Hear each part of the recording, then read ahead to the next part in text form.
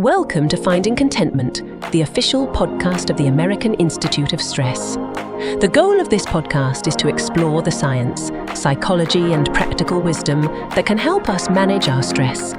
If you are looking for personal growth and professional success, or just want a more fulfilling life, visit us at stress.org.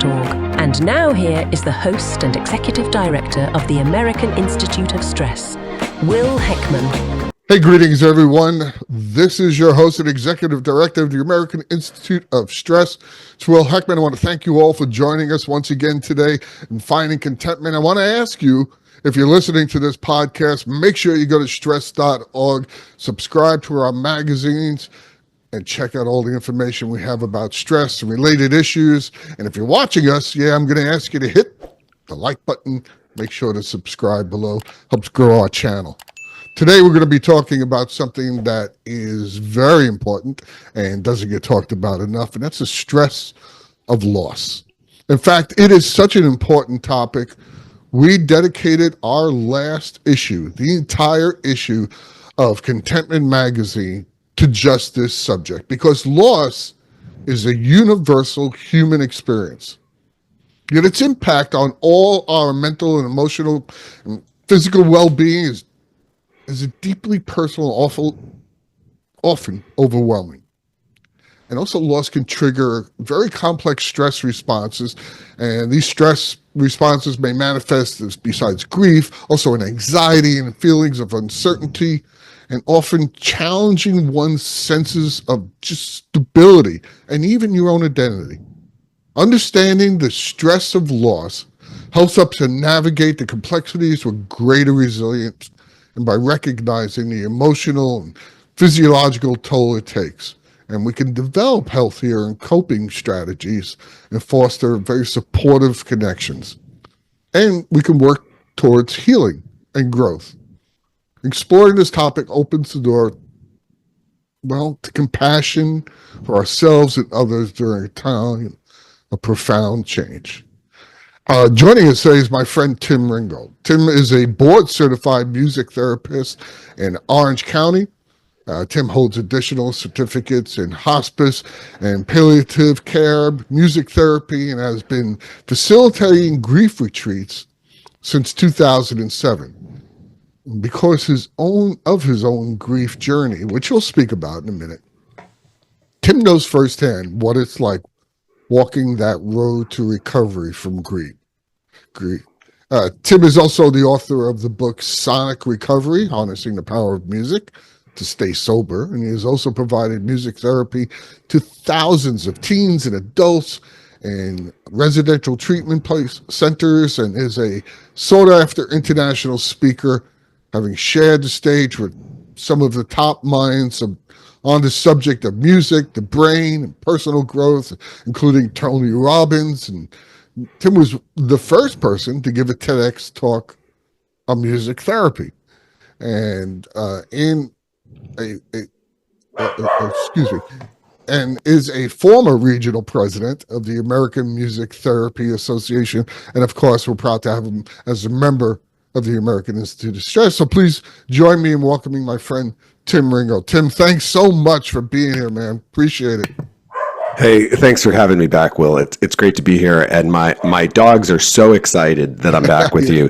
They're singing in the background as well, so just the chorus of accolades for you is coming from Luna and from Chewy as well. Well, give Luna and Chewy a hug for me, because I love dogs.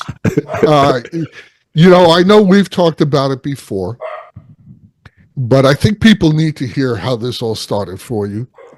I think the people listening should know that if they're going through something like this, something like grief and the stress of it, that there is another side that you come out of. So if you would, could you share your story about your journey into grief therapy and how it all started and brought you into this?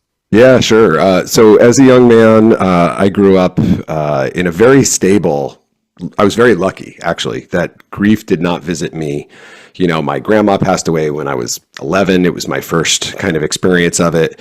But I lived in a very stable household with two loving parents. And so I never really had it punch me in the face until I was a 22-year-old man. So I kind of got a reprieve through early stage of life. But when I was 22, unfortunately, my 5 best friends were murdered at the same time by the same guy. And I went to 5 funerals in 4 days. I would get up, bury a friend, go get as hammered as possible to try to numb it out, pass out, and then wake up and have to do the whole thing over again, and twice on Sunday. So it was so far beyond what I had ever seen in a movie. You know, like they don't even make shows like that. They're like, no, that wouldn't be believable. And so, yeah, that's what I found myself in the midst of. And it was, it's words can't, describe what that was like. But what I could say is that at my friends' funerals, I sang a song I had written about them earlier in my life, 2 years earlier, and I used to play it for them in our local roadhouse on open mic night, and we'd have like tear in your beer moments. And I played that song at their funerals as a way of saying goodbye. Now, this is long before I ever became a music therapist. This was me intuitively understanding the role music can play in ceremony and in life when times are tough. And my whole community was healed by it, and people would come up to me, thank you so much for your ministry. But it honestly, it tore me up to do it. But then the night of the last funeral, after the funeral, one of my friends said, you want to go see some live music? And I was like, yes, please. So we went to see a concert at our local, like a bar. And there's this guy on stage, and he's also a guitarist. And for 2 hours, I was at peace. And it was the first 2 hours since I had gotten the news. And like no amount of drugs, alcohol, TV, food, nothing had numbed the pain. I had tried all of it. Nothing worked, but the music did. Fast forward 2 years later, I'm still a young man and my dad dies of cancer. And it's early none of my friends had lost a parent. Only one of my friends actually came to the funeral, and only one other one actually uttered the words, I'm sorry for your loss. The rest of them didn't even acknowledge it happened. And when my dad passed away, Enya was playing on a cassette recorder in his room. And if anyone's listening, you've ever heard Enya, it was like having the voice of angels in the room with my dad. It was awesome. And I had this thought, and the thought was, man, if I could be the soundtrack of someone's transformation from life to afterlife, that would be like the highest use of my God-given gifts as a musician. Still had no idea how to do it. Still hadn't discovered music therapy. I was a bald, shaved head rocker with 20-hole boots, wearing all black, and didn't know how, but I saw this possibility, and I thought, that would be so cool. So I find myself in recovery years later and starting a family, and my wife and I have a baby girl, and then we want to have a second child, to have a sibling. So our second daughter is born, and unfortunately she's born with a fatal childhood disease.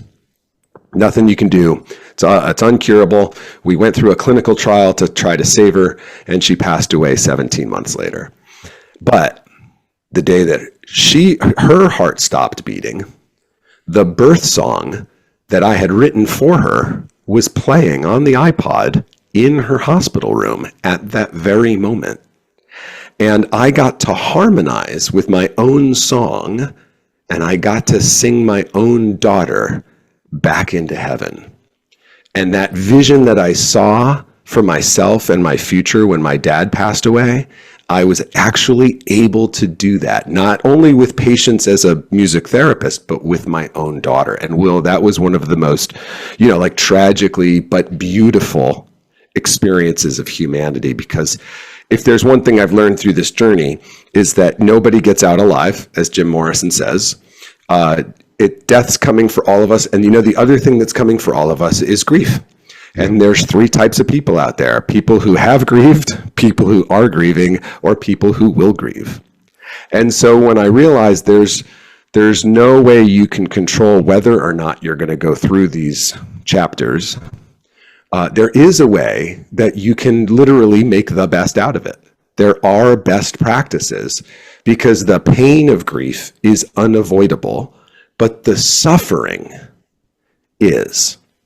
And I want to dive in today into why there's so much extra suffering in our culture around grief, because a lot of it is frankly unnecessary. You know, we know each other, and I've heard your story before, and it still really, truly gets to me. I understand the grief process, if there is such a thing, because everyone is so different. They process things differently. And you're right. There's a lot of suffering that is going on. And I think a lot of it has to do with a lack of being trained, of discussion about it as we grow up. You know, I've talked to people Totally. before, and I say the same thing. I repeat myself. I say, you know what? We never have any training on how to process grief, because you're right. We either been through it, going through it, or going to go through it, but we're never taught how to do it. Here's the only teaching we've gotten. You and I are little boys. We're like 8, 9 years old, and our puppy dies. Mom and Dad don't know what to do, so they simply say, "It's okay, sweetie. Don't cry. We'll get you a new puppy." So what we're taught is, don't have any emotions, and we'll replace it. And when we become older, you can't do that when people leave us. No, that's a really great example, Will. Totally. And I've always thought that, and I wanted to ask you, because your perspective is so unique, is why society often avoids teaching, other than in religious ways, because sometimes there are religious trainings, but just society in general often avoids teaching us how to grieve, or how even the acknowledging of someone going through grief. It becomes what I call a cliche war. It's crap. It's time heals all wounds. Yes, all the things. It's busy. All of those things are nonsense. None of them work. They're just cliches. Right. But we need to forgive people for saying that, because that is the only training they've ever gotten. I love it, because you're the first person who has articulated it the same way I do, which is that we are untrained. It is simply a lack of education. That's all it is. It's if we could, well, it's a lack of acknowledgement that grief is, first of all, a normal and natural response to loss.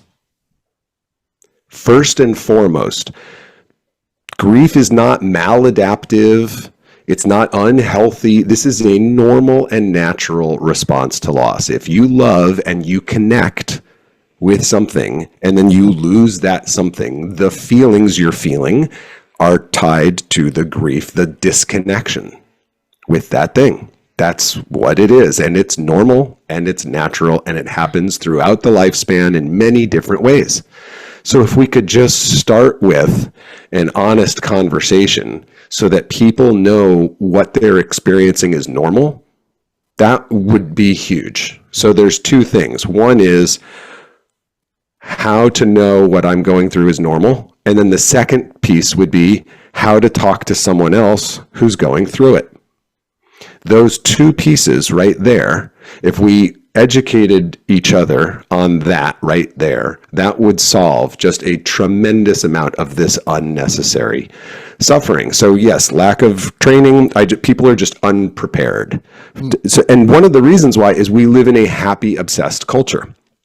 Our culture is obsessed with comfort and pleasure. And grief doesn't fit that model. So what do we do when things don't fit? We ignore them. We act like they don't exist. We literally pretend they're not there. And so, but I'm having this experience No, look over here, click here, swipe here, watch this, eat that. It's like Alice in Wonderland, like eat me, drink this. And so we live in this culture that says, hey, no pain, no pain.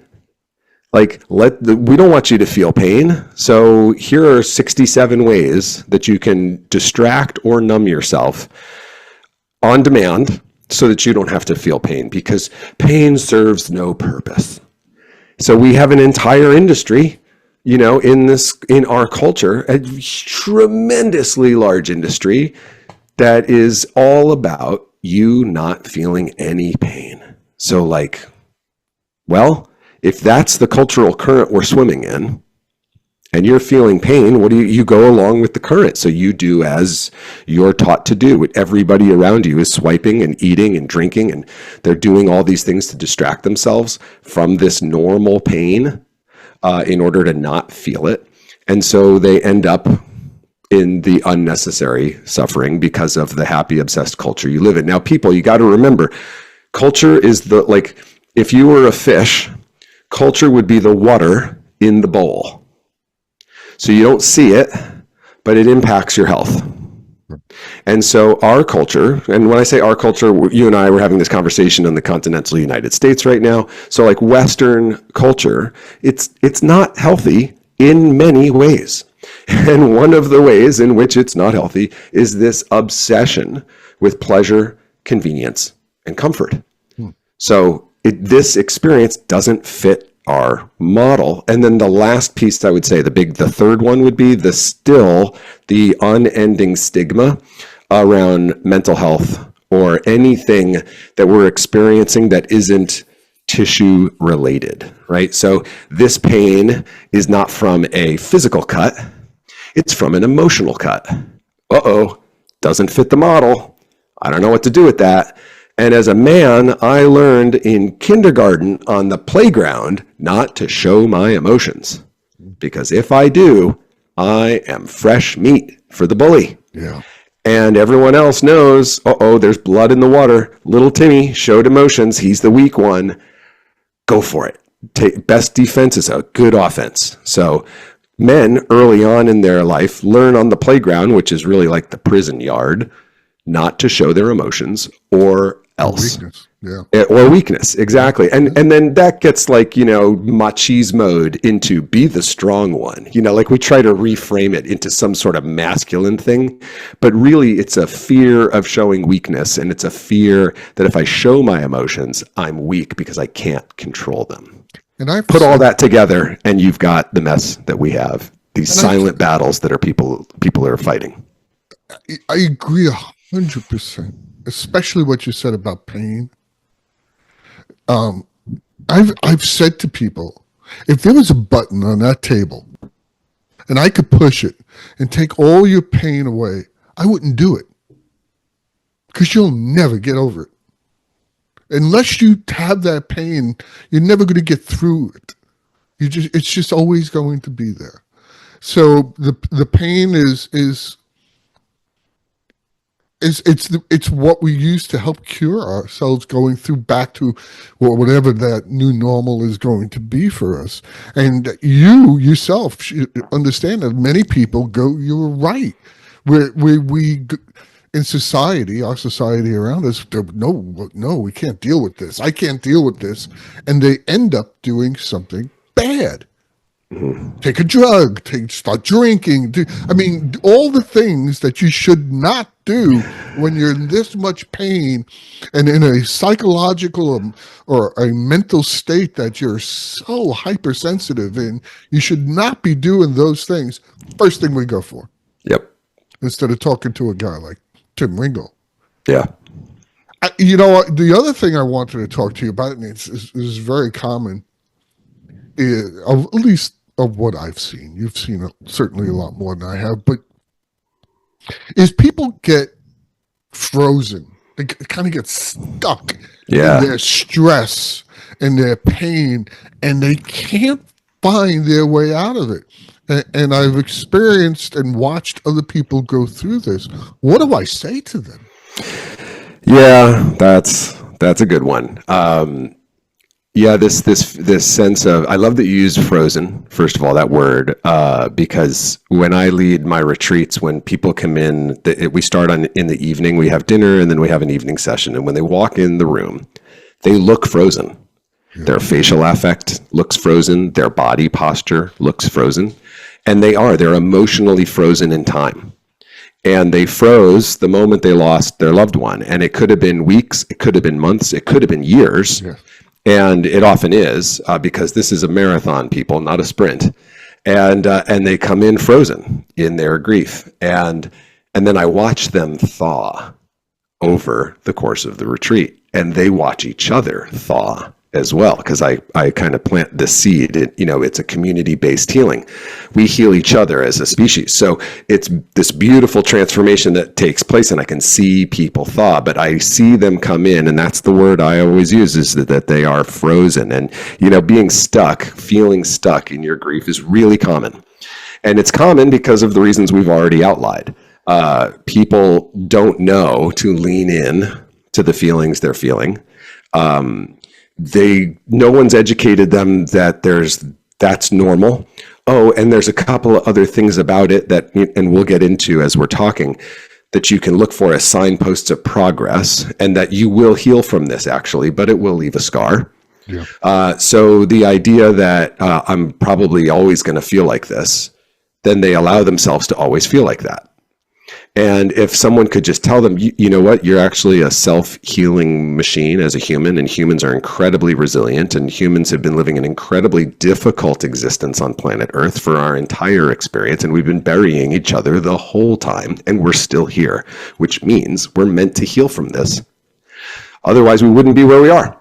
So you're a lot stronger than you think. You're going to get through this if you allow yourself to feel these feelings. Now, the challenge with that, Will, is we also live in a productivity-obsessed culture where we've all got to get back to work, and we've got to get back to busy. And busy is a kind of a badge of honor in our culture. Like, people are competitive in their busyness. Like, you think that's bad. Yeah. I've got to do this, and I have friends who will list off a laundry list of what they've got to do today or this week, as if I'm supposed to be impressed by their busyness. That's a part of our culture, and grief requires time and stillness and moments where it slows down and we process and we express these feelings. That doesn't fit this busy, productivity obsessed culture either. So for people who are stuck, it's often that they just don't feel like they even have time or the space or the safety to let it out, these powerful emotions that they know are inside them. They've got like kids to feed, they got 3 jobs, they've got to do this. And their kids, of course, have to be in 3 sports at all times because of college, blah, blah, blah, the whole litany. So it's hard, and there's, people don't necessarily always want to talk about it because everybody's healing journey is their own, and people process grief differently. Now, talkers think others should talk about their grief because it works for them. But for the next person, words may not be the right tool. That may not be their process. So it's also very tricky because since we aren't trained in understanding the different ways, there's 6 different ways that we can express grief, and only one of them's verbally talking. Mm-hmm. So like if we all knew what those were, we could suggest some different things to the people based on the type of person they were. But like, I have a friend, like, he's not a talker, and his wife is a talker, and she's like, he's not grieving properly. Well, why not? Well, he's not talking about it. Well, maybe that's not his process. Well, what do you mean? I've heard, when you talk about it, it makes it better. For some things, for some people, some of the time. Yeah. So it's, the first thing I just try to allow people, the biggest gift you and I can be to someone who's grieving is not a talker to them. It's not what we say. It's that we listen. Shut up. Yeah. Don't say any platitudes. Don't solve their pain. Don't offer any hope. Just listen. Focused attention is the greatest gift you can give somebody who's grieving. Don't talk about your grief. Don't compare it. Don't even try to talk like, oh, I've been through it too, because the details are different. The generalities may be similar, but the details are different. So you don't know what it was like. And two people can be grieving the same person differently because they had different relationships with that person.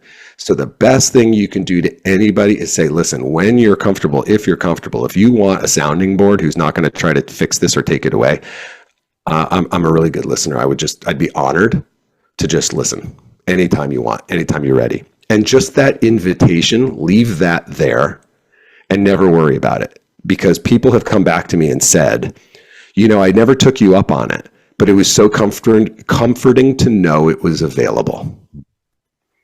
And you're right. I mean, and also it's where you are in the grieving process. Mm-hmm. In the beginning, there's nothing you can do. There's nothing you can say. I mean, if you want to do something and you want to help someone, cook them a meal, send them something over to eat, something like that. But in the beginning, There's nothing you can do. No. What I've told people, after whatever given amount of time is, and you were right on when you say people are too busy to give themselves time to grieve. Well, if you don't, you're going to pay for it. Yeah. Sooner or later. Yes, you are. It's coming out one way or another. Coming. So what I used to tell people that I'm just so busy. I said, let me tell you, do this. All day long when you're working, forget about it. Just do what you got to do. Yeah. But every night for 45 minutes, I want you to sit down, look at pictures, look at whatever brings those emotions out of you, and do it every day until you find you don't need it every day and you need it every other day. But somehow you have to do it. It's not easy. It's really hard. And it's not easy. And you're right about saying everyone is different. No one goes through the process the same. It's very hard also, and we need to point this out, if you have a friend or a loved one that is grieving, it is very hard on you too. Yeah. Because you want to fix it. Yes, you do. Make them feel better. Yep. There's nothing you can do. Make them feel better just by what Tim said. Listen. There's also two types of people that I found in your orbit. So there are people who are doers. Can I do something? And then there are people who are just good at being with. So beers and doers. So if you're the person grieving, don't expect your doer friend to be a good listener. Put them to work. Ask them to get the laundry. Ask them to bring in food. They will love you because you gave them something right in their wheelhouse.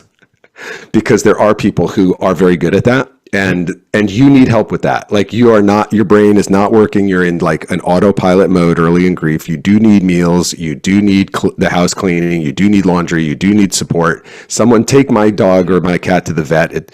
I don't have that ability right now. You're going to have a fleet of people in your life who are really good at doing things. Put them to work. That's how they express their love. So that's a really hot piece, right? Like let them do the thing they're good at, and they'll be so happy because they're just itching to do something. And then the ones who you do know are the good listeners, like don't put them to work. Just those are the ones to talk to. So, and you don't get to choose your team. This is the other thing, Will, that comes up all the time. There's a lot of resentment by people who are grieving around the people around them, their ability to show up. So like you have no idea what kind of unprocessed grief everyone in your circle is walking around with.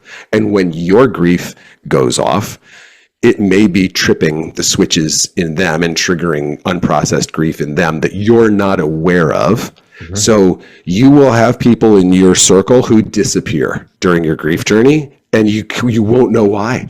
But then you'll also have people who will appear out of the blue like angels and just show up and do things. When my daughter died, we were living in a Ronald McDonald house in Minneapolis, Minnesota. I live in Southern California. My sister, who's not a good listener, I love her, but she doesn't want to talk emotions. She flew. She lived in Madrid, Spain. Her husband worked there. She's raising 2 young boys. She flew from Madrid on her own time and dime to Minneapolis, packed our Ronald McDonald House up, shipped it back to my house in Southern California, and then flew home. That was an angel, right? Yeah. A total blessing. Now, the fascinating thing was, because when we are early on in grief, we're often very much in shock and very much numb. When I got back to Southern California, Will, I saw all these boxes with weird handwriting. I forgot my sister even came and visited until I saw the boxes. And I was like, what a gift. So again, just appreciate the contributions when they come, from whom they come with, because A, we're all untrained, and B, we're all walking around with a bunch of scabs, and your grief is picking at it, whether you realize it or not. That's not your fault. That's just because they haven't known how to process their grief along their journey. That's true. And the people that do come along and do something for you that you're not capable of doing for yourself, they are God sent, really. Absolutely, 100%. I could give you examples of my own tale, but too long and too emotional. The other thing I want to ask you about, because this is a show about stress. Yeah. And God knows that grief brings on unbelievable amounts of stress. Yes. In every aspect. You become hypersensitive to things like music, to things like sounds and experiences that you just can't take. It's almost like, as you're going through certainly the very initial stages of grief, that you're almost having PTSD, whether it lasts for the rest of your life or not, but almost everyone is in that state. Yes. Talk to us a little bit about that relationship. You know, like I said, we dedicated the whole issue of Contentment Magazine, the winter fall edition of Contentment Magazine. The title of it is The Relationship Between Grief and Stress. That's so great. And talk to us a little bit about that, because if we don't, even if psychologically we get past that initial phase, that stage, health-wise, it can last. It can cause 100%. problems. Absolutely. And I'm a poster child of how this can also, despite leaning into the grief, the physical impacts of that stress, and we'll get to that. So yeah, looking at it through the lens of stress, and if we go through the lens of our nervous system, and we think about our nervous system. Now, I'm a polyvagal theory guy, so I love thinking about the autonomic nervous system in its three modes of relaxed, stressed, and traumatized, right? And so grief is a stressor. It's something that activates the stress response in our nervous system. It can be, depending on the nature of it, also traumatizing and activating that dorsal vagal trauma shutdown in our nervous system. So we can either be moved into second gear or third gear, both, which now anytime we go into that third gear, that for me, I like to describe that as it's like a permanent injury to the nervous system unless treated. Right? It will permanently disrupt the stress relaxation balance in the nervous system, the ability of the vagal tone to be able to move from being stressed to relaxed indefinitely. We have people who come on our retreat who get sick the week their loved one died, 30 years after their loved one died, but they get sick that second week of April, every April. That's pretty powerful, right? And that's not a coincidence, right? That's their nervous system running the show. And I really like the more I dive into understanding our nervous system, the more I realize it's driving the bus, like it's in charge, and it's completely going to impact my physical health and my emotional health for all the rest of my days. So if we look at grief as a stressor that activates that stress response, we know that prolonged exposure to stress, what that does physiologically to our body is detrimental.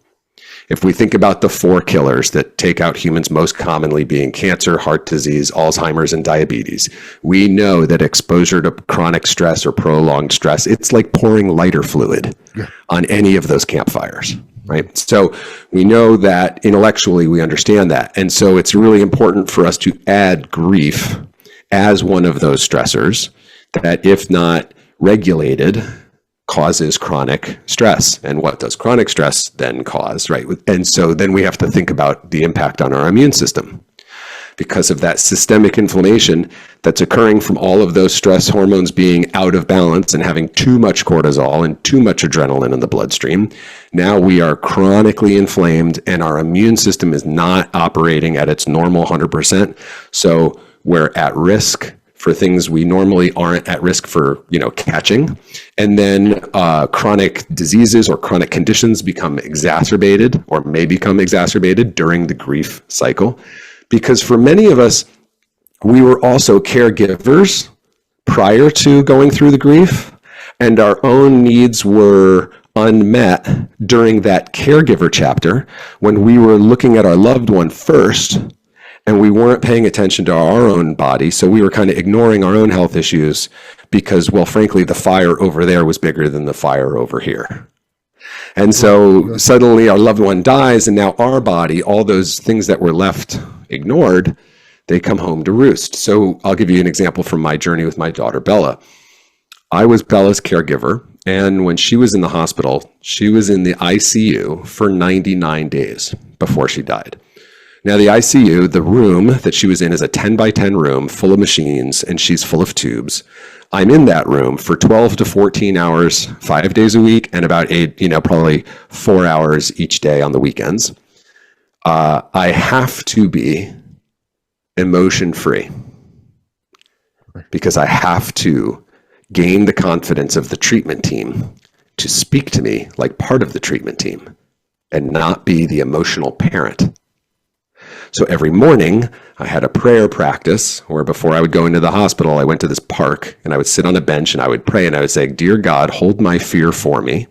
I'll pick it up on the way back."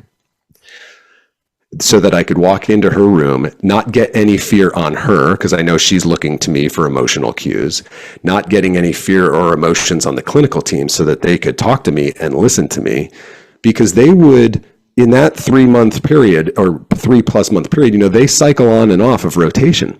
So I was the only one who knew why we were on that medication at that level for that long, for what reason. I was the only one who knew the whole story because I kept the log of everything. So I had to hold it all together. And I would imagine that there was like a valve, between my heart and my head. And I would close the valve when I would walk into the hospital and just shut those things down from coming up so that I could operate as the caregiver. 4 years after she died, I was diagnosed with adrenal fatigue syndrome. Now, adrenal fatigue syndrome is when your adrenal glands are literally fried from chronic stress. They are overused, and now you are underproducing cortisol on a daily basis. And despite getting 8 hours of sleep, you're falling asleep in the afternoon, you're having salt cravings, you're emotionally labile, and I'm drinking like 8 ounces of caffeine a day to try to manage it. And I hear about adrenal fatigue syndrome. And I said, "Ooh, that sounds like me." And I went and got, a consultation, got diagnosed with it, got treated for it. It took about 6 months to heal my adrenal glands. But all of that to say that this emotional stressor causes physical reactions and physical consequences in the human body. And many of us are still much more dialed into our physical body than our, mental or emotional body. So I always like to try to translate these things into a more tactile, language so people can relate to that better. And so that was my journey. And even still, having done so many of the healthy grieving processes, just that prior chapter of chronic stress fried part of my human body. What a perfect example of what happens if we don't address the stress and how it manifests in physiological problems, diagnosable problems. Yeah. Adrenal failure, GAD, which is general anxiety disorder, and many other things, depression, all of those things, if we just don't address the problems of what the stress is going to bring to us. Yep. And it's a great example. One last one that's important for people to remember is the connection between emotional stress and physical pain. So doctors aren't trained in this, so they look for a mechanical or a structural abnormality or cause of physical pain. And what is very clear is that often the cause of that physical pain is some sort of emotional stressor, and then it is somaticizing. It's showing up somewhere in the physical tissue, and as tension or inflammation or pain. Now that could be in your gut, right? In terms of just like digestive dysregulation, right? And it can be in joints with flaring up if you have osteoarthritis or rheumatoid arthritis. Any kind of arthritis can quote unquote flare up. Whenever you hear someone says they have a flare up, you can get skin conditions, same thing. When you hear someone has a flare up, for me, the first question I have is, what's going on in their stress world? Not what's going on physically in their body. Did they, hit it too hard at the gym that day? Right. I think a more insightful question is, tell me about your stress. Which that's why at stress.org you can find stress assessments and take them. One is free. I mean, something was so cheap that it's crazy, but you would be surprised what your stress triggers are. Yeah. I mean, you literally, you say, oh, I never thought about that. And one of the most healing things you can do is actually know what causes the problem. The one thing you should never do is nothing. Right. So, okay, just making that connection. Yeah. Just making that connection. I do a stress audit with all of my music therapy patients.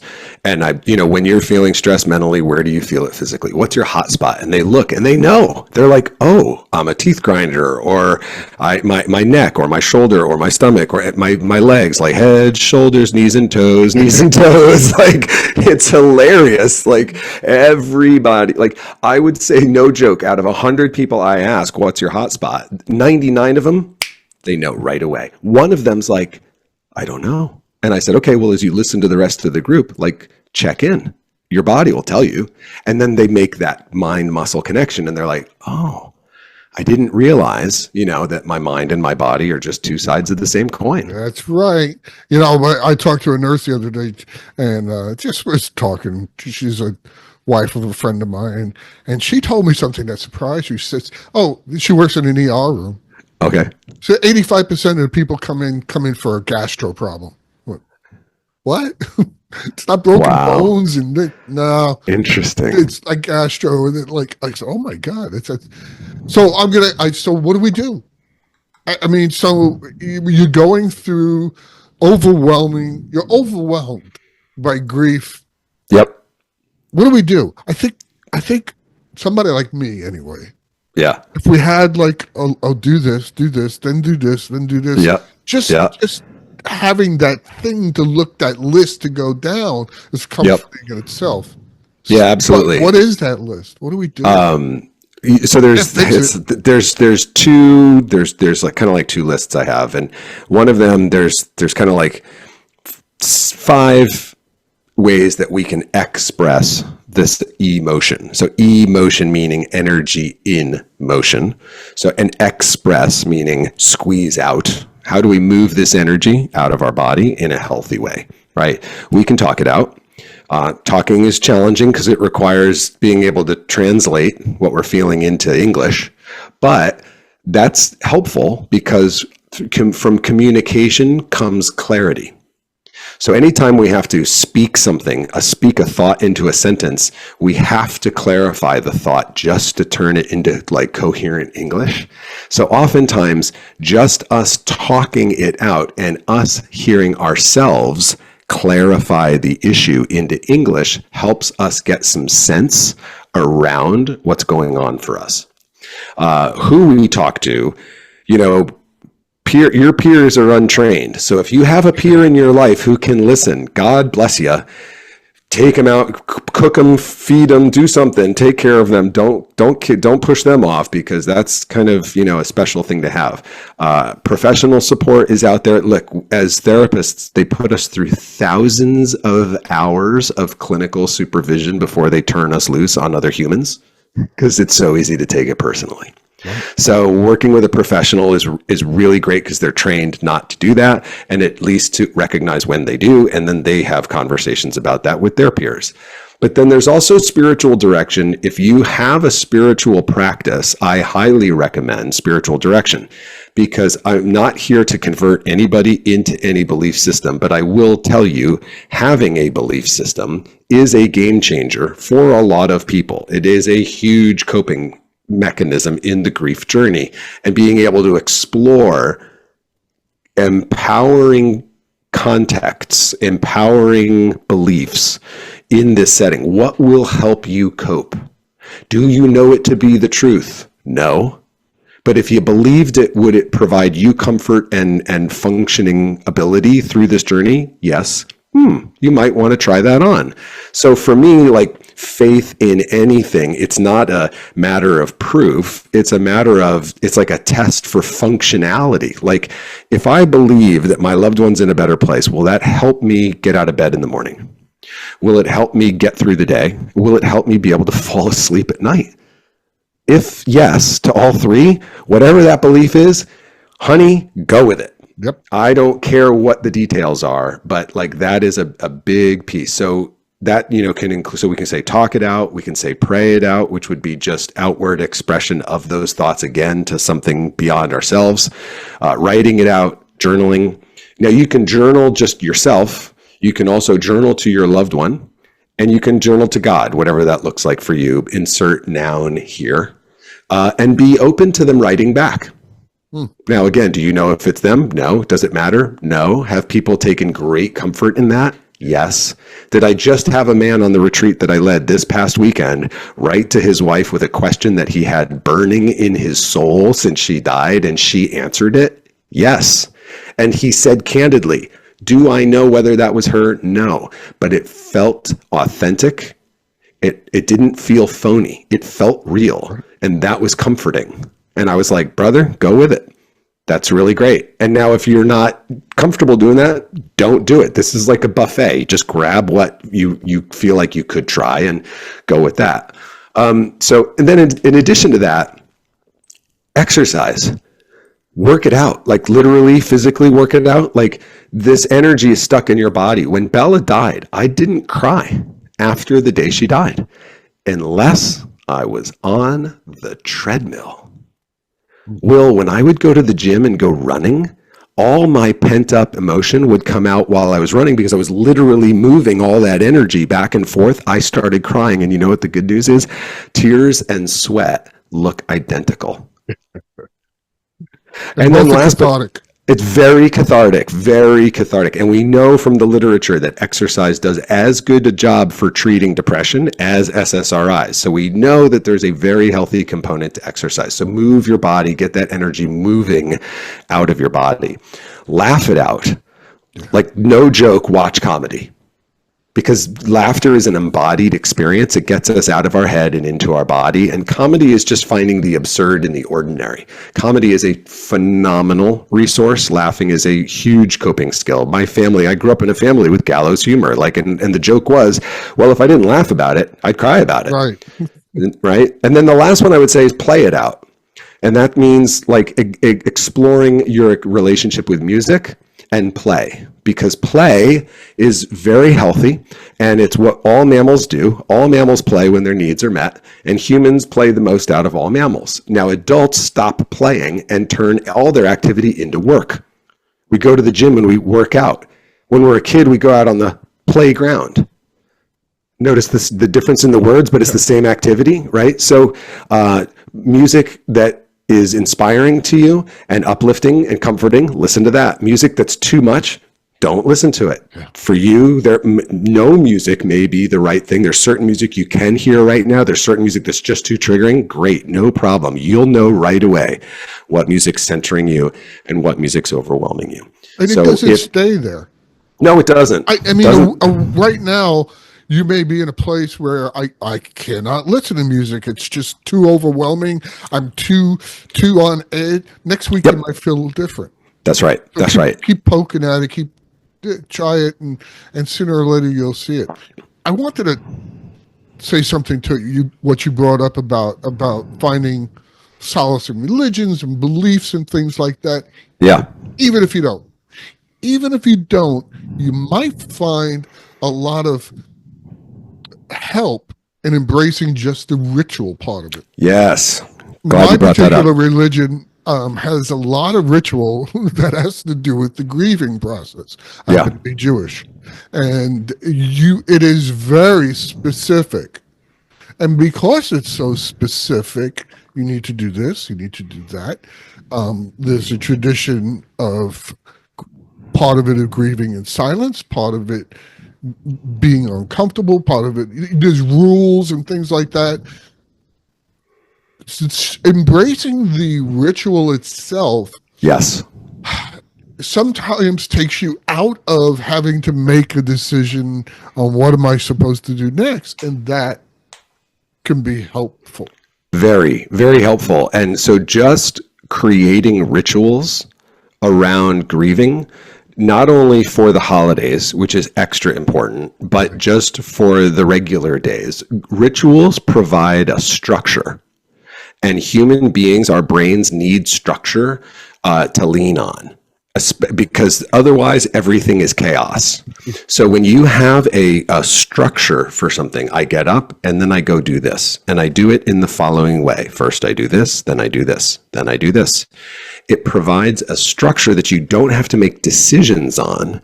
You just follow and you are present inside of that structure. It gives you these really nice little guardrails that you can just kind of lean on through the experience and be present to the experience. So ritual, it doesn't have to be tagged. Like, you can create a ritual yourself. Like, I have a morning ritual. It's not particularly religious per se, but it is very specific, and it organizes my mind and my body and my spirit every morning, so I don't have to think about what I do when I get up. It's incredibly helpful for me for coping, because when I wake up in the morning, I wake up as a scared child, and I have to overcome those feelings of overwhelm and terror and anxiety daily. That's what it's like for me. Otherwise, I couldn't get out of bed. If I didn't know what I was going to do next, I feel like my blanket is like a tsunami wave. It's literally over the top of me. And so, like, I have a morning ritual and it helps me cope. So I invite you to, it doesn't have to be elegant. It doesn't have to be complex. It can be very simple. For example, it can be as simple as lighting a candle in front of a photograph. And when you light the candle, you pause and you remember a moment, like just a moment with that loved one as they lived, right? So a moment from your time together as they lived, because in the grief journey, the human brain kind of mucks things up a little bit with this recency and negativity bias. So what happens to a lot of us in early grief is we remember how they died. And that's what's right in our face. And we can see and replay the last 24, 48 hours in our head. But that's not how our loved one lived. We may have had years and decades with that loved one in this capacity, but then our brain gets stuck on this tiny little sliver. So having a simple practice, lighting a candle in front of a photograph, and as you look at the photograph, you cue a memory of how they lived. That helps to get the brain unstuck and remember all the good stuff. So that it's not complex, but we just need structure and prompt, and it can transform our experience of grief. And I think what you said was hitting the nail right on the head. Because when you're initially going through grieving, overwhelmed by stress, you're frozen, you're in constant fear. The word you used was perfect. You're in chaos. The world is in chaos. Yeah.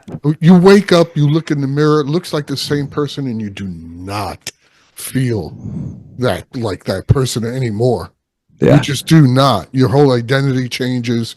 In fact, somebody in the article wrote about that. You are not the same person. No. It does not necessarily mean you won't find your way back. But at Right. that moment, that chaos is overwhelming. Okay, Yes. one more thing I wanted to ask you about, and this is important because more often than going through grieving is we know people around us who are going through it. Yep. So I wanted to ask you, for those people who are supporting someone who is frozen in grief, who is,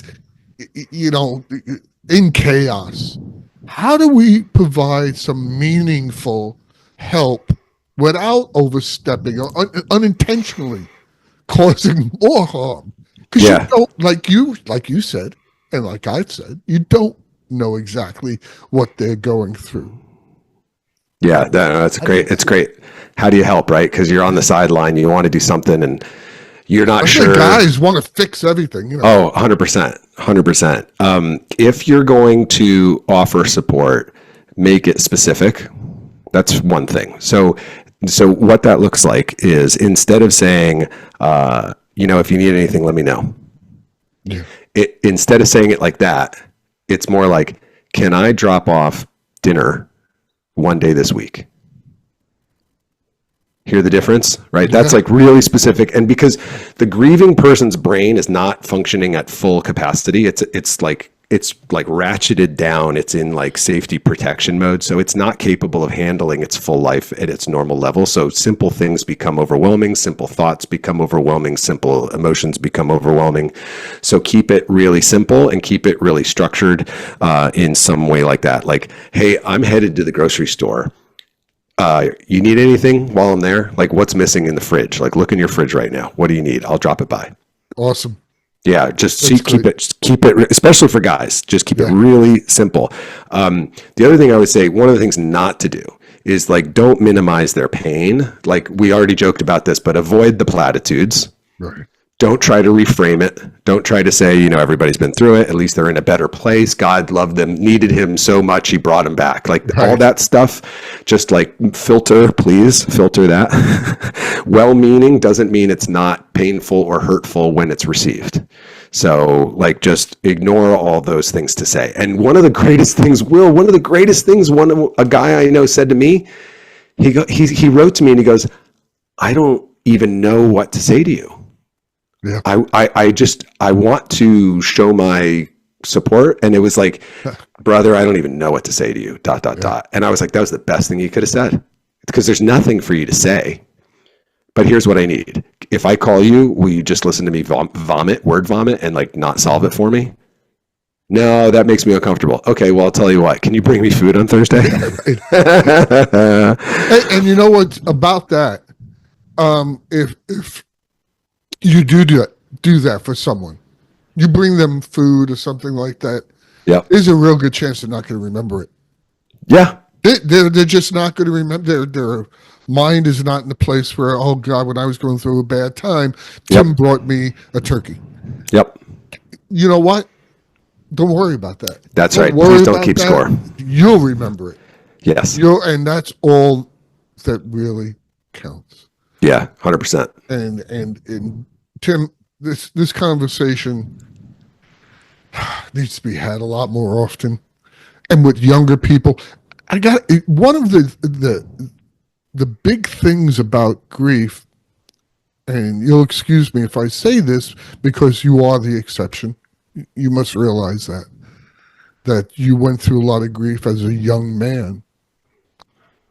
Guys my age now are seeing it more often. Right. As you get older, it becomes a more common topic. Yes. In your life, and learning how to deal with it, going to places like healmygrief.com, going to Tim's retreats, going to your website, reading healmygriefretreat.com. I'm sorry, healmygriefretreat.com. I'll try and get that. That's all right. I'll put it underneath. Thanks. You need to start doing those things if you lose your dog. I can't tell you how much that killed me. Losing my dog. But we need to understand this process more. We need to listen to guys like you, because when you get to my age, it becomes a little more common. It does. My mom and I have this conversation all the time. She said it the other day. She said, one of the sad things about growing old is your friends start to die. Yeah. And I was just like, woof, that's a really rough statement. And she's like, yeah, she's 87, so she's now past the curve where, the bell curve. She's outliving a lot of people in her life, and it's stacking on itself. Now, one of the myths of grief is that time heals all wounds. Time does not heal grief, friends. It buries it. It buries it. Yeah. So one of the things that happened after COVID is people started losing people in COVID, but they hadn't grieved the loss of someone prior to COVID because they didn't know how. So then they had like multiple deaths that now they don't even know what to. Now it's even becoming overwhelming, like for someone with ADD trying to clean their room. Now just like trying to clean their emotional room, like, well, there's too much grief. What do I do? Now I'm gonna run even more. And so on our retreats, we have lots of people who are really, their most recent death is just the surface. It's like the tip of the iceberg. There's a lot of unresolved grief underneath that they just thought that they could outrun because people they just figure, time heals all wounds, and not in this case. But I do want to leave people with some hope. And it's this: there is a myth that you'll never be the same. You'll never feel better. That's possible. That is possible, but there's another possibility. For me, the great analogy that I've heard, think about grief like a cut, like a wound, okay? So when I was 11, I got a Swiss Army knife as a Boy Scout.